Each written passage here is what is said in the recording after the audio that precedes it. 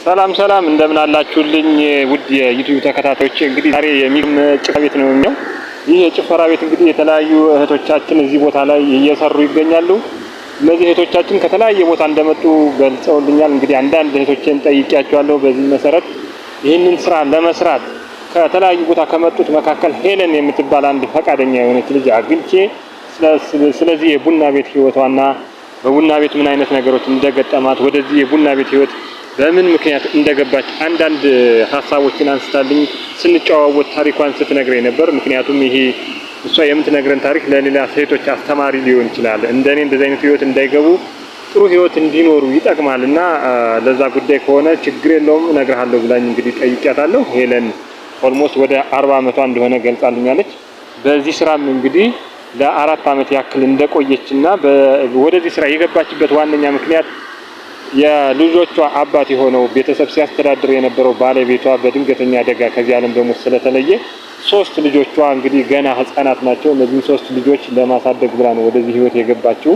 እነዚህ 3 ህፃኖች ብዙ ነገር ለምደዋል። አሁን ደግሞ ይህን ነገር እንዴት ማድረግ እችላለሁ? ስለዚህ ሌላ ዘመድ አዝማድ የለኝም።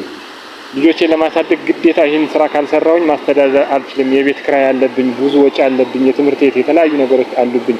ይህንን ነገር ለማከናወን ብዬ ነው ይህንን ህይወት የመሰረትኩት። ነገር ግን እስከ 4 ዓመት እንግዲህ ብዙ ነገር ገጥሞኛል። መናቅ አለ፣ መሰደብ አለ፣ በተለያዩ ሰካራሞች እኛ እንደ ሰው አለመታየት፣ ገንዘብ ስለከፈለ ብቻ እኛን እንደ እንስሳ በማየት ብዙ የፈለጉትን ነገር ለማድረግ የሚሞክሩ ወንዶች እንዳሉም ገልጻልኛለች። እንግዲህ ወደዚህ ቦታ የምንሄድ ወንዶች እንደዚህ አይነት ነገር ማድረግ በራሱ እንግዲህ እንደምትሰሙት እህቶቻችን ናቸው። እንደምታዩቸው በየበሩ ቆመው ያሉት ብዙ ችግር ያለባቸው ሰዎች ናቸው። እዚህ ጋር በመቆማቸው ብቻ እንደ እንስሳ ወይም ደግሞ እንደ ሌላ ነገር መታየት የለባቸውም፣ እንደ ባለጌ መታየት የለባቸውም ማለት ነው። ምክንያቱም እንደሰማችሁት እንግዲህ የሄለን ታሪክ በጣም አሳዛኝ ታሪክ ነው። እሷ ልጆቿን ለማሳደግ የልጆቿን ጉሮሮ ለመሸፈን ብላ ዳቦ ለመግዛት ብላ እንደዚህ አይነት ህይወት እንደመሰረተች እንደዚህ አይነት ህይወት እንደጀመረች ነው የገለጸችልኝ። አሁን አንዳንድ ሰው የሚመስለው በብልግና በተለያየ ምክንያት ሊመስለው ይችላል። ነገር ግን እሷ እንደገለጸችልኝ እጅግ በጣም የሚያሳዝን ታሪክ ነው። ምክንያቱም እሷ ይህን ስራ ካልሰራች ልጆቿን ማስተዳደር አትችልም።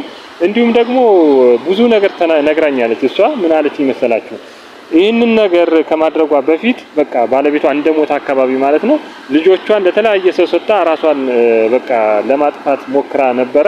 ይህን ነገር ግን ማድረግ እንደሌለባት በተለያዩ ሰዎች ድንገተኛ ደርሰውላት ይህን ነገር ከማድረግ ተከላክለውላታል ማለት ነው። ከዛም በኋላ ግን ለልጆቼ መስዋዕት መክፈል አለብኝ ብላ በማሰብ ነው ወደዚህ ህይወት የገባችው። እንግዲህ ሄለን እጅግ በጣም የሚያሳዝን ታሪክ ነው ያላት። በአንድ በኩል ደግሞ ሌላ እህቶቻችን ወደዚህ ህይወት እንዳይገቡ ምን ማድረግ አለባቸው የሚለውን ጥያቄ አቀርቤላት ነበር። እንግዲህ መጀመሪያ እንደዚህ አይነት ነገር እንዳይገቡ ፈጣሪ ከእንደዚህ አይነት ነገር እንዲጠብቃቸው እመኛለሁ። ነገር ግን አንዳንድ ሴቶች አሉ በጥጋባቸው ምክንያት ወደዚህ ህይወት የሚገቡ እህቶቻችን ስላሉ ሰከን ብለው ቢያስቡ። ወደዚህ ህይወት ከተገባ በኋላ ለመውጣት እጅግ በጣም አስቸጋሪ በመሆኑ ምክንያቱም እዚህ ህይወት ውስጥ የተለያየ ነገር ነው የሚጀምረው። በሱስም በተለያየ ነገር አለ፣ መጠጥ አለ፣ እንደሱ አይነት ነገሮች ስላሉ ይህን ነገር ደግሞ በቀላሉ ከዛም በኋላ ለመተው አስቸጋሪ በመሆኑ የተነሳ ከዚህ ህይወት ላይወጡ ይችላሉ። ብዙ አይነት ሰው ነው የሚመጣው። እዚህ ውስጥ ያልሆነ ነገር ይለመዳል፣ ያልሆነ ሱስ ይለመዳል። ስለዚህ መጀመሪያውኑ ቢያስቡበት ጥሩ ነው ብላለች። ነገር ግን አንዳንድ ደግሞ ግዴታ ወደዚህ ህይወት እንዲገቡ የሚያስገድዳቸው ችግር ያለባቸው እህቶቻችን ከገቡ በኋላ በተቻላቸው መጠን ሱሰኛ ላለመሆን በተቻላቸው መጠን ከዚህ ህይወት ቶሎ ገንዘብ አጠራቅመው እንዲወጡ የሚል እህታዊ ምክሯን አስተላልፋለች ማለት ነው። እኔም በሰጠችው በነገረችን ህይወት ታሪክ መሰረት እጅግ በጣም አመስግኛታለሁ። በሰዓቱ እሷ ስራ አልነበረም ትጋብዘኛለህ ብላኝ እንግዲህ የቻልኩትን ነገር ሻይ ቡና እያልን ነው ይህንን ታሪኳን የገለጸችልኝ ማለት ነው። በሌላ ባለ ታሪክ በሌላ የቡና ቤት ህይወት እስከምንገናኝ ደግሞ መልካሙን ሁሉ እመኝላችኋለሁ። ጠቃሚ ሀሳብ ነው ብላችሁ የምታስቡ ከሆነ ቪዲዮውን ላይክ፣ ሼር በማድረግ ለተለያዩ ሰዎች አሰራጩልኝ። ሃቭ አ ናይስ ታይም